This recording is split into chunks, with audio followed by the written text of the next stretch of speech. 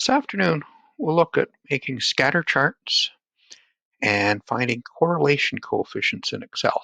A scatter chart is a chart that shows one numeric variable on a horizontal axis and another numeric one on a vertical axis. And then the data points are the scatter. And what we're interested in looking for is scatters where there's a pattern. Does it seem that the scatter goes uphill or downhill or some sort of shape to it? And a correlation coefficient is a numerical measure of how strong that pattern is. How tightly does it seem to be going up or going down? To illustrate this, let's get into a data set. So this is a data set of 400 credit card holders. And what their balance is here, it's what their income is, what their credit limit is, their credit rating.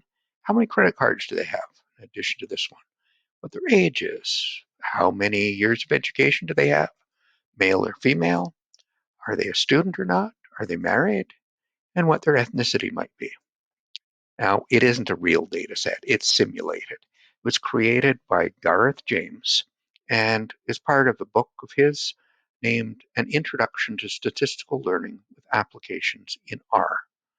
R, yes, the letter R, is a software package. It's publicly available, it's free to download, and it does statistical analyses. Rather complicated, very rich, can do many things, well beyond what Excel can do. But we're in Excel, so let's look at what we can do in Excel. So if I wanted to look at someone's income, so I'm going to click on the income column, and how much they owe on their credit card, so I hold down the Control key and click on Balance, I could then go up to Insert. I could go and ask for a recommended chart, suggest a scatter chart, but if it hadn't, I could go to All Charts, go down the list. There's one called XY Scatter. Click on that one and click OK. So here's my chart. And I can make it bigger if you like, a little bit. There we go. And so I see as income goes up, the balance on the credit card goes up. So there's a nice strong pattern to that. If I was wanting to look at two other variables, so let's just delete this one for now, we can come back to it. Maybe I'd like to know that the does age affect income? Maybe that's what I want to study. I've got income here, so I'll click on that. I click on age, hit insert, recommended charts, and this is a scatter chart. I put it in there. Whoa, what have I got here? No. I don't want to know if people with high incomes are older. I would like to know if older people have higher incomes. Okay? So to do that, yeah, I know you're thinking, oh, I'll switch the rows and columns. No, that's rows and columns in a table. These are all my data is in columns. I'd have to switch the variables. Excel puts the first variable I pick, in this case, income, on the horizontal. So it takes the column that's to the left is the horizontal one. The column to the right is the vertical one.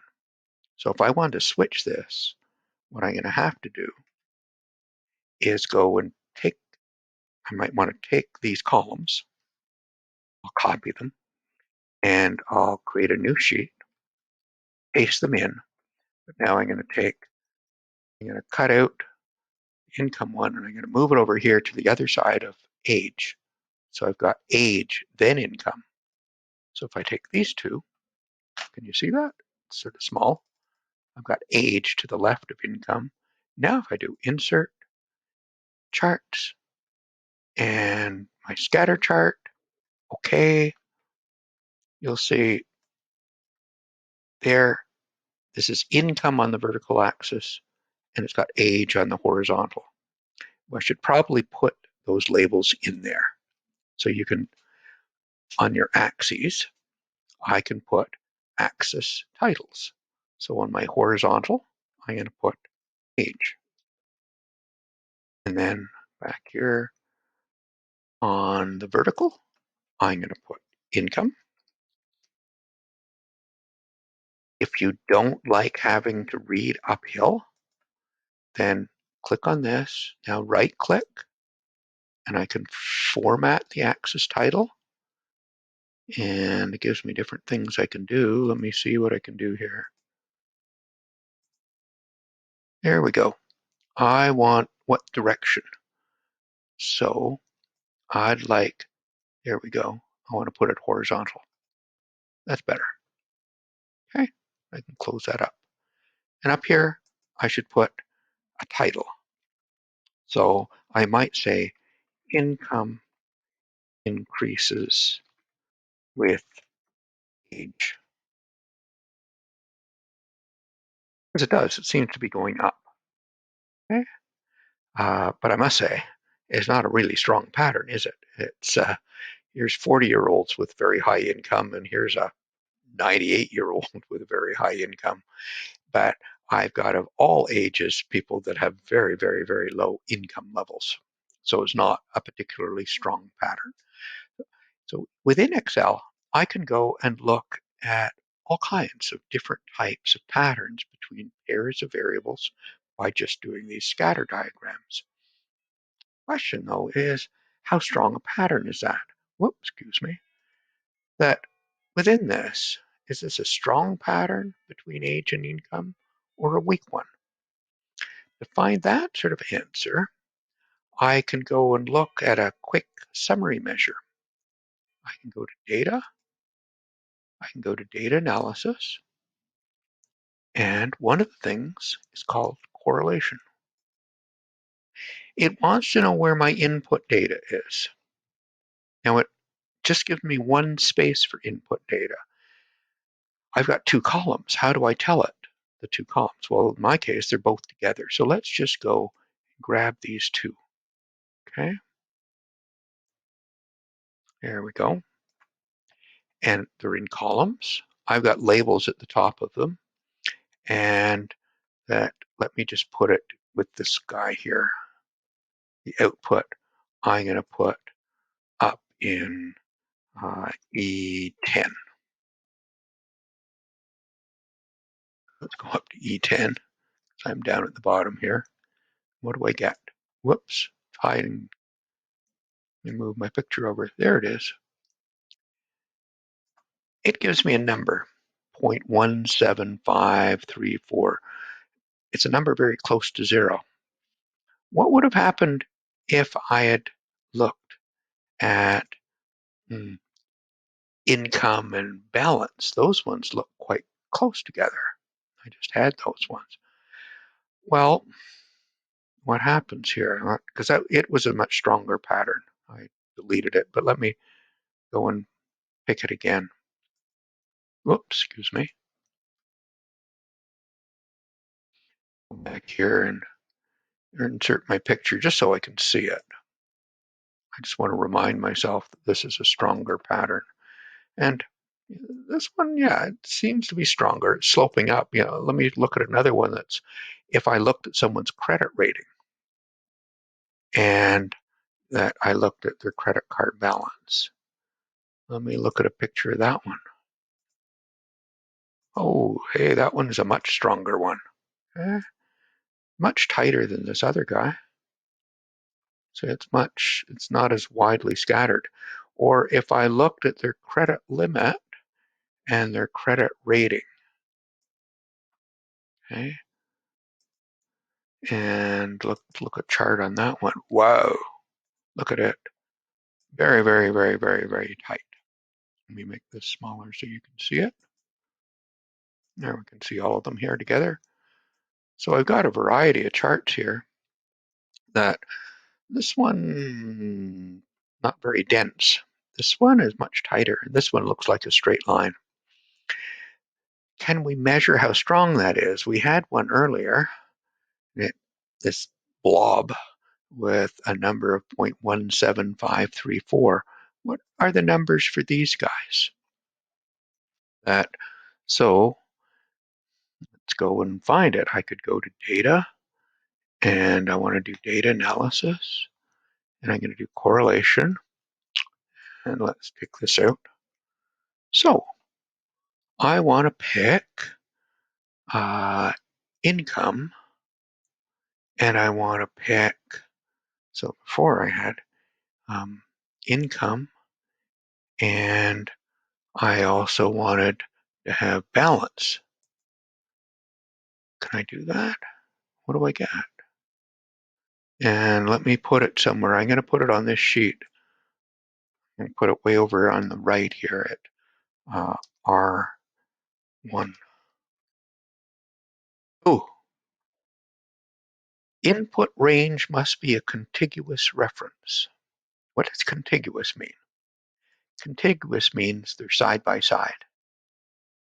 I can only find correlations if the variables are in two columns beside each other.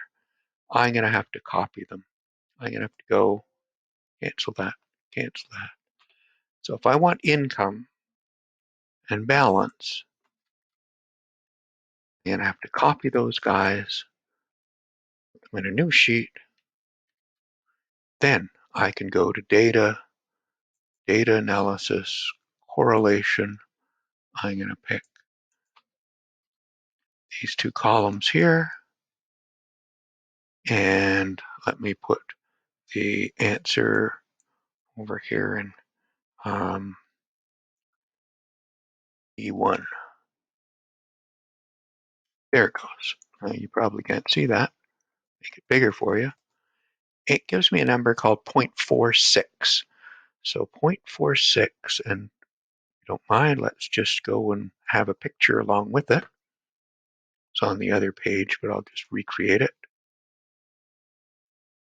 So that's 0.46, that scatter. This is 0.17. What are some of the other ones?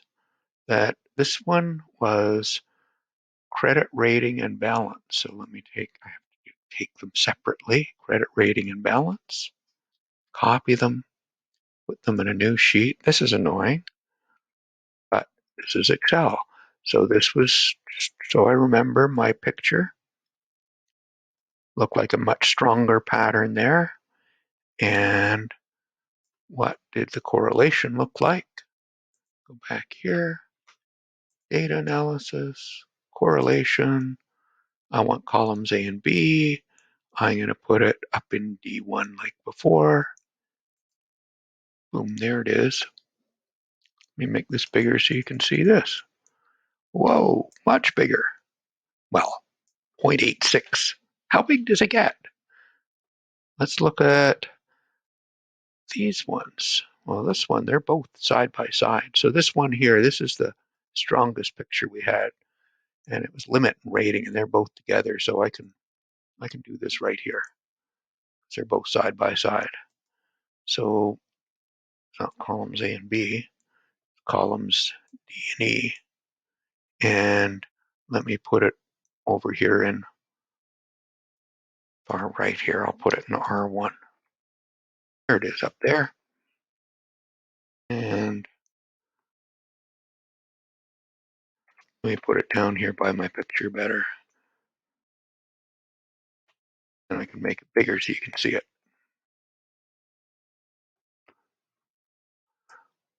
So here's the best picture I've got, and got a score of 0.99688.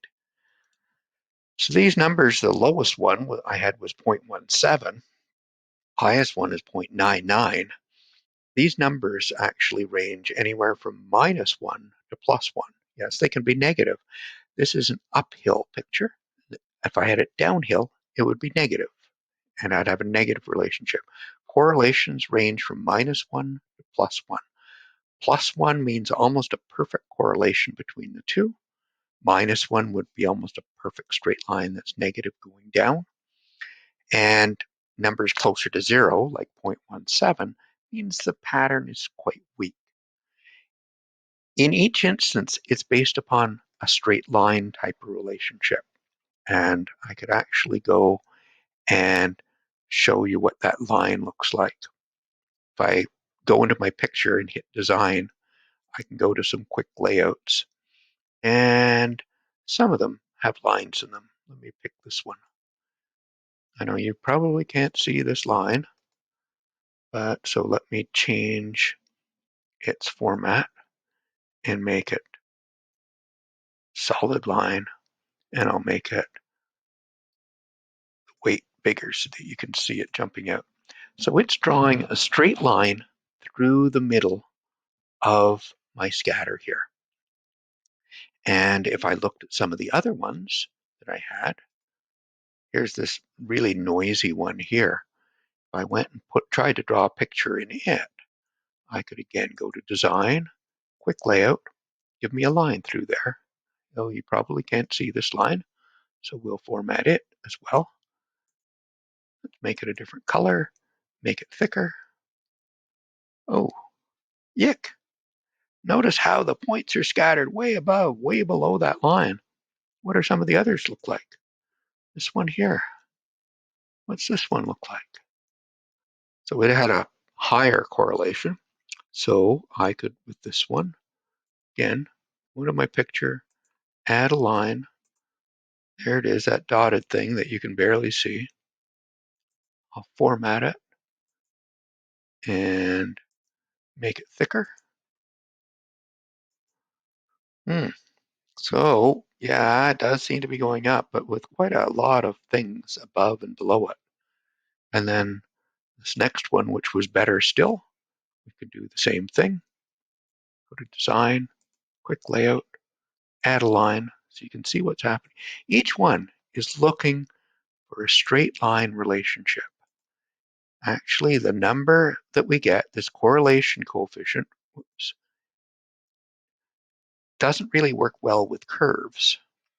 This one's a little bit wiggly. It seems like it's sort of like an S, but it's how well it fits around a straight line. And that's what a correlation coefficient measures. And you've got to think about it. It's a number. And when you say, oh, the correlation is 0.17, you say, well, what is that? You need to have a picture in your head. 0.17, oh, that's this type of thing.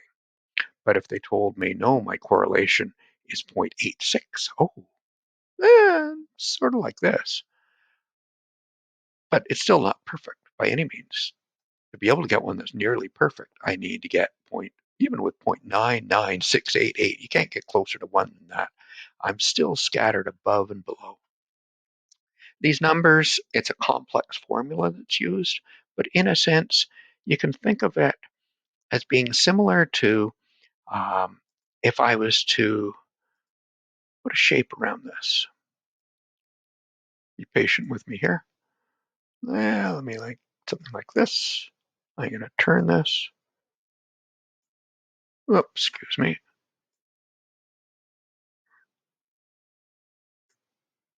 There we go. I want to get it lined up with this line here. And I'm going to move it down here. There we go. You make it a little wider so I include everybody. You stretch it out a little bit further this way. I've hidden all the points here. So I'm going to change things here. I'm going to get rid of the fill on it. It's like taking a scatter, like a big oval around it. And if I look at the ratio of the length of this line to the length of that one, okay, and then sort of subtract it from 1. So if this is a very long line and that's a very short line, then my correlation is going to be quite high. But if I've got a case like this one, if I were to go and insert that picture in there,